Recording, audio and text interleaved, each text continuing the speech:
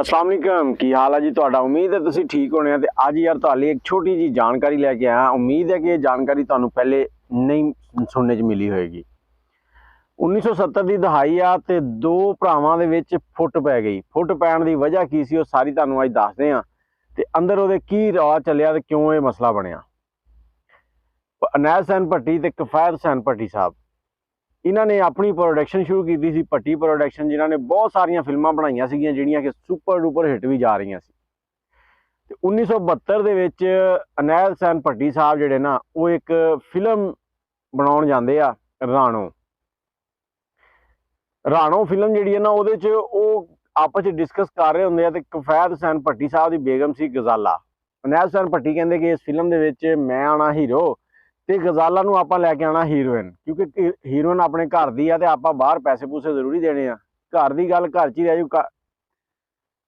हुण इस गल दे उत्ते जिहड़े किफायत हुसैन साहब सी ना, उन्होंने इतराज़ किया।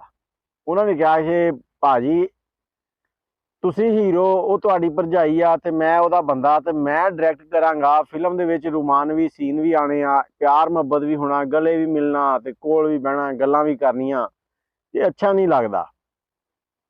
जिहदी वजह तो वो कहंदे कि मैं इस फिल्म नूं डायरैक्ट नहीं कर सकदा।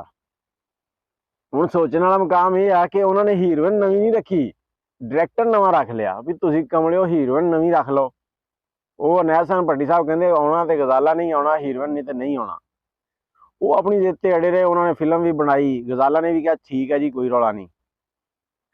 फिल्म बनी 1974 दे विच रिलीज़ होई आ। इहदे विच सुल्तान राई साहब ने भी काम कीता ते विलनां दे विच विलन दा रोल सीगा। वो विलन दे नाल ही उन्होंने छोटे भरा शुजात हुसैन भट्टी, उन्होंने भी काम किया। लेकिन 1974 च जो फिल्म लगी है ना, कोई खास तरखा चल नहीं सकी। अनैल हुसैन ते गजाला की जोड़ी जिहड़ी ना लोगों नूं जची नहीं। ते बाकी जिहड़े किफायत हुसैन साहब सीगे, उन्हां दा जिहड़ा मौजू सी ना, जिहड़ी उन्हां दी सोच सीगी, वो बहुत जबरदस्त सीगी कि देखो भरजाई ते देर वाला रिश्ता आ ते अगों बंदा ओहदा शूट कर रहा होवे, उन्होंने कह रहा होवे लागे होवो, जफ्फी पाओ, इधर नूं होवो, इधर नूं होवो, ते वो बड़ी अजीबो गरीब जी, वो कहंदे मैं किवें ये काम करां। लेकिन अज के दौर च ये काम चलते हैं। जिवें हुण सैमा दीयां फिल्मां आंदियां तो सैयद नूर साहब डायरैक्ट करते आ ते अगे हीरो कोई होर हुंदा आ। लेकिन ये है कि वो देर भरजाई वाला काम नहीं हुंदा, मतलब तीसरा बंदा हुंदा, लेकिन गलत तो है ना। बाकी तुसीं अपनी राय कमेंट च जरूर देनी है कि तुहानूं ये जानकारी पहले मालूम सी या नहीं सी।